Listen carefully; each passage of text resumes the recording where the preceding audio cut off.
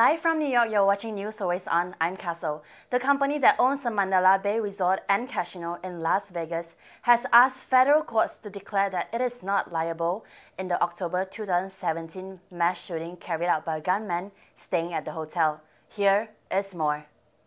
Stephen Peddle was staying at the resort for several days before fire on the Roots 91 Harvest Music Festival. Aiming from the windows of a 32nd floor hotel room, he killed 58 people and injured hundreds. Many of those victims have since filed lawsuits in state court. Now, MGM Resorts International, which owns Mandalay Bay and the concert venue, and several of its associated companies have filed lawsuits against victims, asking federal judges to step in and declare the resort company free from liability. The lawsuits name more than 800 defendants in California and more than 200 in Nevada.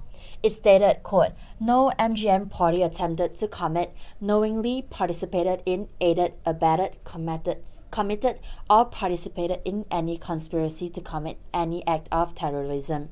MGM writes that the defendants are victims of the shooting who have threatened lawsuits against MGM Resorts and its associated companies or have brought lawsuits that have since been dismissed. In the lawsuits, MGM Resorts says that a security company at the concert provided a variety of services designed to prevent mass violence and that those services were certified by the Department of Homeland Security as appropriate. As a result, the hotel has no liability.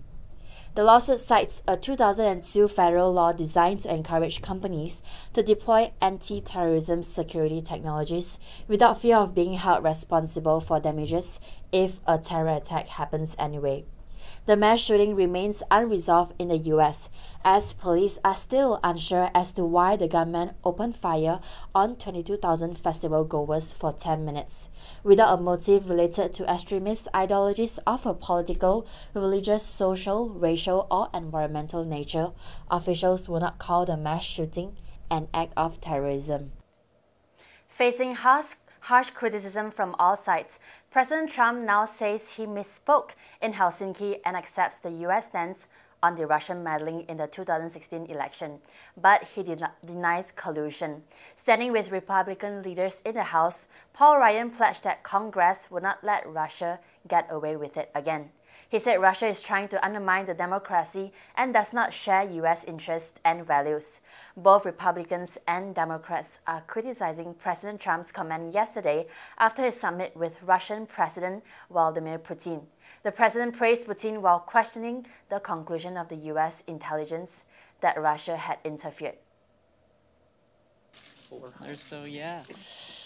Okay. Let me try and be as clear as I can to the world of the country. We stand by our NATO allies and all those countries who are facing Russia aggression. How many times have I stood up here and told you what I think about Vladimir Putin? Vladimir Putin does not share our interests. Vladimir Putin does not share our values. We just conducted a year-long investigation into Russia's interference in our elections. They did interfere in our elections. It's really clear. There should be no doubt about that. It's also clear that it didn't have a material effect on our elections. But as a result of that, we passed tough sanctions on Russia so that we can hold them accountable.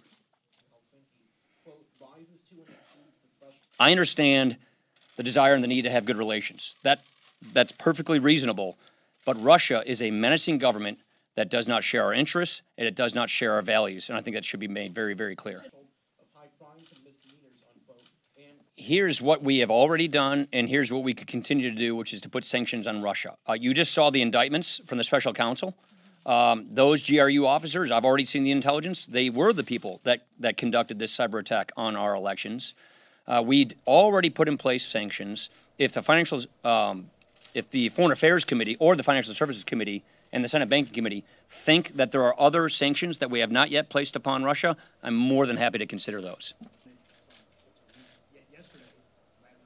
Russia did meddle with our elections. Not only did Russia meddle in our elections, they're doing it around the world.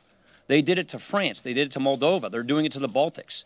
Russia is trying to undermine democracy itself, to delegitimize democracy. So for some reason, they can look good by comparison. Let's just be really clear about that. And the point we are making here is We know they interfere with our elections, and we have passed sanctions on Russia to hold them accountable. And more importantly, what we intend to do is to make sure that they don't get away with it again, and also to help our allies, to help those democracies, those new and older democracies in the world who are going to be facing this kind of Russia again, this Russia aggression again. We need to make sure that we can equip them with the tools they need to stop this from happening in their democracies. Yeah. On the Mueller issue, I've been clear from day one. He should be allowed to finish his investigation and carry out his work. Nothing's changed. Thank you very much. Appreciate it.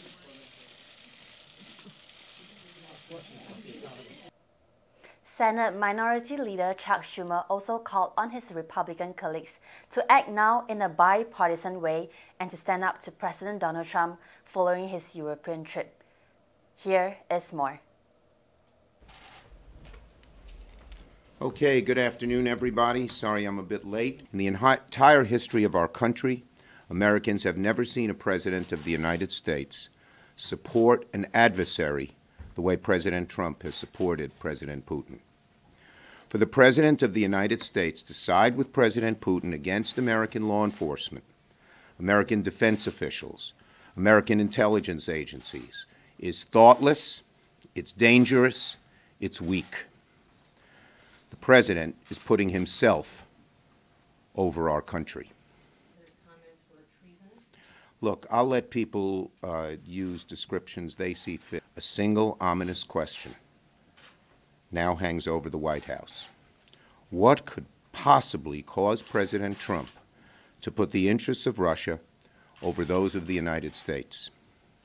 Millions of Americans will continue to wonder if the only possible explanation for this dangerous behavior is the possibility that President Putin holds damaging information over President Trump, other than it's self-serving of the President. That's it. At every step along the way, the President is kneecapping our allies and offering a helping hand to our adversaries. When it comes to the interference in our 2016 elections, the President has managed to point his finger at just about everybody except the culprit. It's inexplicable. Or maybe it's not. Now is the time for our Republican colleagues to join us, bipartisan, and stand up. If we wait much longer, our global alliances will fracture. The institutions that America created in the wake of World War II will crumble. Our allies will consider abandoning us, possibly for China and others, and Putin's Russia will emerge stronger for it. That's what he wants, and that's what President Trump inexplicably is helping him do. A few of our Republican colleagues have spoken out and talked the talk, but it's time for the Republican Party to walk the walk, given the direness of this situation. The President is doing grave harm to the standing of these United States while kowtowing to the #1 enemy we probably have on the globe, Vladimir Putin. He'll continue to do so if he isn't checked, and the best people to check him are not Democrats, but his fellow Republicans. Take the gavel and go. We don't have the power to take the gavel. We don't have the gavel. What the best thing we can do is first speak truth to power. Silence here is not acceptable.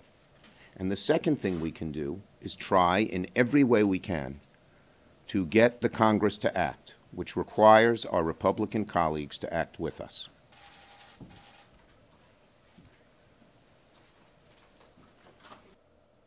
Trump's favoring of Putin's denial election interference accusations by the U.S. Intelligence Committee may be the moment that finally validated claims that Trump prizes his own interests above those of America. As usual, I'd like to end the newscast slightly. Here's a fun fact. After switching from pancakes to burgers and back again, IHOP is celebrating its 60th anniversary with 60 cents worth of pancakes. That will be today from 7 a.m. to 7 p.m. nationwide. The chain has also announced plans to begin a delivery service, which means you and I can have pancakes delivered to the doorstep. They will be partnering with food delivery service DoorDash. That is all the time we have for today. For News Always On, I'm Kessyl, and I'll see you tomorrow.